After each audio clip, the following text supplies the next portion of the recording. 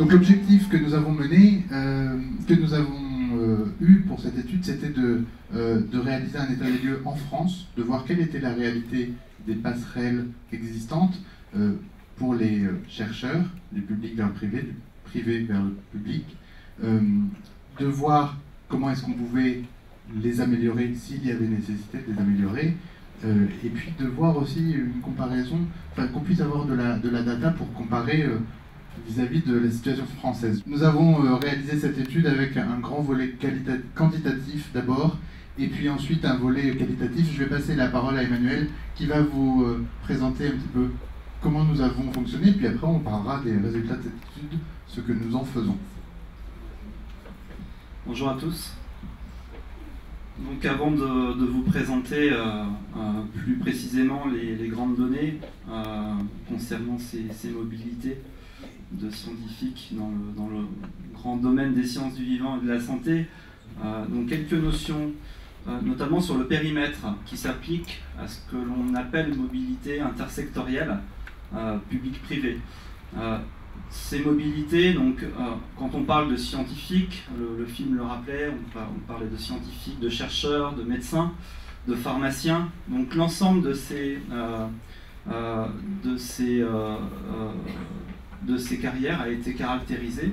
Donc tout chercheur de niveau Bac plus 5 à minima, chercheur des organismes et instituts de recherche, chercheurs exerçant une fonction de recherche, ensuite de fonction clinique hospitalière, dans le domaine public et dans le domaine privé. Donc, toutes ces personnes ont été comptabilisées dans le panorama qui va vous être présenté. Ça, c'est le premier élément. Deuxième élément, quand on parle de mobilité intersectorielle, de quoi on parle? On parle principalement des carrières qui au cours d'un parcours scientifique, ont concerné un changement de secteur, donc du public vers le privé et réciproquement, une seule fois ou avec un aller et retour. Ça, c'est le scope c'est le panorama qui a fait vraiment l'objet des analyses et du recensement qui va vous être présenté. On a également intégré un zoom sur certaines coopérations. On parlait de partenariat et de coopération dans le film, notamment sur les chiffres qui seront l'objet de discussion un petit peu plus tard dans la fin d'après-midi. Donc voilà en termes de définition: scientifique, médecin, pharmacien, chercheur, des instituts de recherche, des hôpitaux, des CHU, des EPIC, des EPST, des universités et des entreprises, bien sûr, ont été comptabilisées. Les mobilités qui vont vous être présentées concernent celles qui sont en cours en 2010. Donc les chiffres représentent ce flux de scientifiques en cours de mobilité. Et puis dernier élément avant de rentrer dans les chiffres, les démissions ont été comptabilisées, parce que c'est également une façon de passer d'un secteur à un autre. Et donc pour ne pas faire de double comptabilité, nous avons comptabilisé les démissions et non pas les recrutements. Ça semble évident pour ne pas avoir de chiffres en double. Donc autre point, donc par rapport aux structures qui ont été interrogées, donc nous avons interrogé une centaine de structures, environ 2/3 de structures publiques, académiques et cliniques.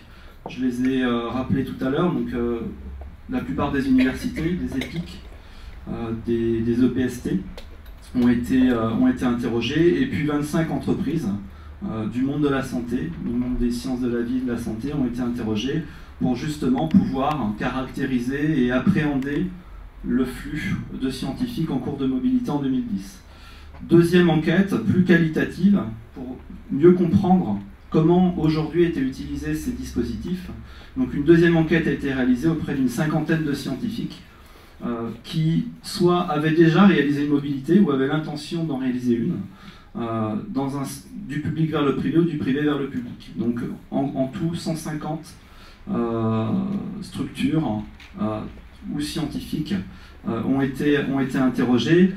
Ces données nationales ont été aussi mises en comparaison avec des données plus européennes, par un benchmark pour pouvoir mieux appréhender les chiffres et les pourcentages qui transparaissaient à travers cette mission. Et puis bien sûr, de nombreuses discussions ont eu lieu sous forme de table ronde avec des acteurs clés du secteur, public et privé, et puis les principaux intéressés des structures qui ont été interrogées. Voilà sur l'introduction, donc on va maintenant passer aux constats et aux éléments saillants, résultats saillants de cette étude. Les constats, nous avons retiré 7 constats clés de l'étude. Le premier, les dispositifs qui existent, qui nécessitent peut-être d'être mieux connus, mieux utilisés, peut-être améliorés.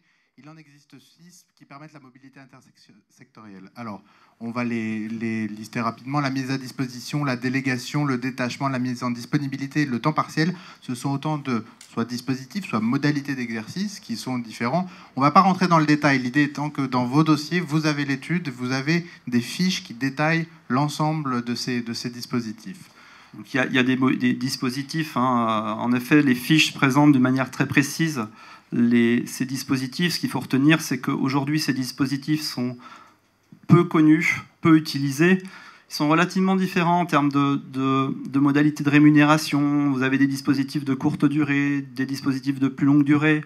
Il y a également des différences en matière de retraite. Et puis des spécificités voilà, qui peuvent s'appliquer à certains dispositifs, qui peuvent être par exemple dédiés aux enseignants-chercheurs. Donc c'est un scope assez fourni, assez large, assez hétérogène, qui existe aujourd'hui pour un scientifique, pour un chercheur académique, un chercheur public du secteur public qui souhaiterait partir en mobilité vers le secteur privé. Ça, c'est le premier élément. Maintenant, si on regarde dans l'autre sens, à savoir quels sont les dispositifs pour un chercheur du secteur privé qui souhaiterait partir vers le secteur public ou vers le secteur clinique, premier élément de cadrage, c'est qu'il y en a beaucoup moins. Il y a beaucoup moins de possibilités de passer du privé vers le public que de passer du public vers le privé. Donc vous retrouvez certains dispositifs qui sont connus par les chercheurs et les scientifiques du secteur public, comme la mise à disposition.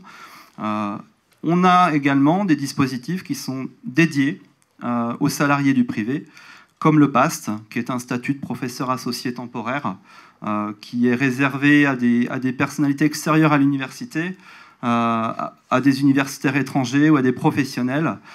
C'est un statut, un contrat qui peut être à temps complet ou à temps partiel, mais qui ne permet pas de réaliser des travaux de recherche, car il est exclusivement dédié à des tâches d'enseignement. Donc c'est un des éléments, un des freins, un des points faibles de ce dispositif pour un salarié qui souhaiterait partir dans le public pour faire de la recherche. Ce dispositif ne lui permet pas forcément de mener à bien son projet. Donc il y a à retenir sur ces dispositifs de mobilité intersectorielle pour un salarié du privé, beaucoup moins de possibilités de passer du privé vers le public que dans l'autre sens. Et puis un dispositif, en tout cas un moyen de passer du privé vers le public qui est fortement utilisé, on va le voir dans les chiffres, c'est la démission, qui est généralement le recours aujourd'hui le plus utilisé, un des recours le plus utilisés pour pouvoir prolonger sa carrière, en tout cas partir dans d'autres cieux pour pouvoir continuer ses travaux de recherche.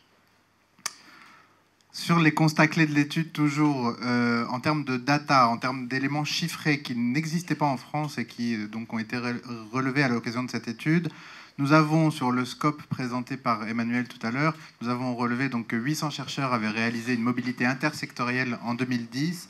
Alors, en chiffres bruts, ça ne parle pas comme ça, mais cela représente en clair, sur une carrière de chercheur, 14% de scientifiques qui effectuent une mobilité au cours de leur carrière professionnelle, avec un spectre de comparaison au niveau européen qui se situe entre 14 et 17% selon les pays.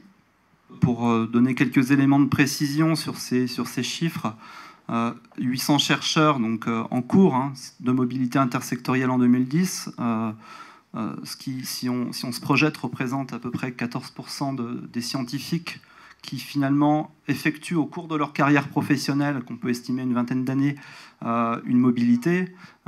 Ce chiffre est à mettre en perspective avec des données plus européennes. Donc on est, si on regarde de manière brute, sur la fourchette basse de la moyenne européenne. Donc c'est une moyenne dans la mesure où, par exemple, certains pays, notamment pays du Nord, la Scandinavie, enfin les pays scandinaves sont sur des pourcentages beaucoup plus forts, approchant les 25%. Donc voilà, pour pouvoir, juste quelques données, pour pouvoir cadrer un petit peu mieux, appréhender les chiffres qui vous sont présentés ici.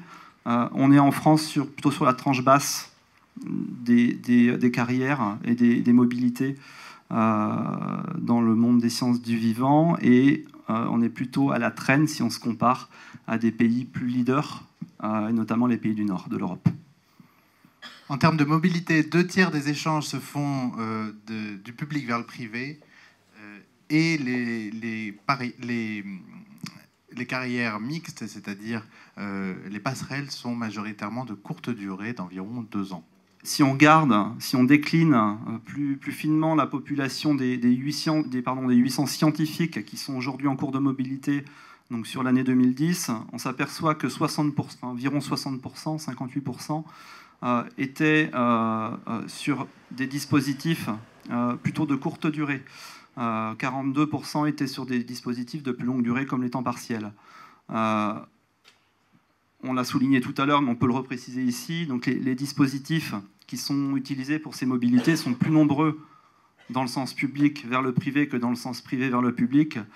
Et ça se traduit par les chiffres, à savoir qu'aujourd'hui, sur l'ensemble de la population de chercheurs en mobilité intersectorielle, il y en a près de 60% qui sont issus du secteur public. 6e constat de l'étude, la part du secteur des conventions CIFRE dans le secteur de la santé est relativement faible. 10% des conventions CIFRE en santé et sciences du vivant, c'est là un axe d'amélioration pour notre secteur des industries de santé et plus généralement des sciences du vivant, d'essayer de faire en sorte que le dispositif CIFRE soit davantage utilisé. Et puis, il y a un élément plus qualitatif qui ressort de l'étude concernant la perception des mobilités. C'est incontestablement pour les chercheurs, pour ceux qui indiquent avoir eu une mobilité professionnelle, un enrichissement, mais pour la structure qui l'emploie et qui voit partir le chercheur, c'est une perte de compétences. C'est considéré comme une perte de compétences. On ne voit pas forcément l'enrichissement que peut être l'arrivée de quelqu'un qui vient du secteur public quand on est dans le privé ou inversement. Alors en effet, d'un point de vue plus qualitatif, si on s'intéresse aux éléments, aux points forts de ces dispositifs, tels qu'ils sont perçus aussi bien par les scientifiques qui ont un projet de mobilité, comme par les structures qui les emploient, il y a 3 points qui sont partagés par l'ensemble de la communauté scientifique, qu'elle soit du secteur public ou du secteur privé. Le premier point, c'est que c'est perçu comme ces mobilités, ces carrières sont perçues comme un réel enrichissement personnel, une valeur ajoutée pour l'ensemble des structures, que ce soit l'entreprise qui accueille ou le laboratoire de recherche, institut de recherche public. Donc derrière cette notion d'enrichissement personnel, on peut y associer de la fertilisation croisée, de la fertilisation de connaissances, des nouvelles méthodes de travail, du partage de méthodes de travail, des méthodes de management qui sont peut-être nouvelles pour un scientifique venant du secteur public, et puis une possibilité pour un salarié du privé de faire davantage de la recherche exploratoire. Donc il y a un vrai enrichissement d'un secteur à l'autre qui est un atout fort de ces carrières et de ces projets de mobilité intersectorielle. Deuxième atout fort qui est partagé par la communauté, c'est la capacité, la possibilité à travers ces profils de pouvoir apprendre de nouvelles pratiques de management et puis à travers ces nouvelles pratiques de management avoir accès à des connaissances, à des nouvelles connaissances scientifiques qui sont parfois vraiment transversales ou complémentaires de son environnement et de sa culture scientifique de départ. Et puis le dernier point, par rapport à ces carrières mixtes, public-privé, c'est que généralement, quand un scientifique passe du public vers le privé et vice-versa, ça génère davantage de projets, davantage de projets collaboratifs, et ça se traduit généralement par des résultats scientifiques favorisés. Quelques freins pour terminer, quelques barrières perçues par ces structures qui accueillent ces scientifiques en mobilité. Alors pour un scientifique qui passe du public vers le privé, il y a certains éléments qui peuvent freiner le projet, notamment un manque de prise en compte de l'expérience dans le privé, des problèmes liés au système de retraite qui sont différents, qui sont une vraie barrière à la mobilité, des niveaux de salaire quand on retourne dans le secteur public qui posent problème quand on part quelques années dans un laboratoire ou dans une entreprise de biotechnologie. Et puis, mais dans une moindre mesure, peut-être une moindre liberté pour un scientifique qui vient d'un secteur académique et qui va vers un secteur privé, une moindre liberté sur ses travaux de recherche, parce qu'on part sur des nouvelles pratiques de management et des nouveaux objectifs peut-être un peu plus appliqués.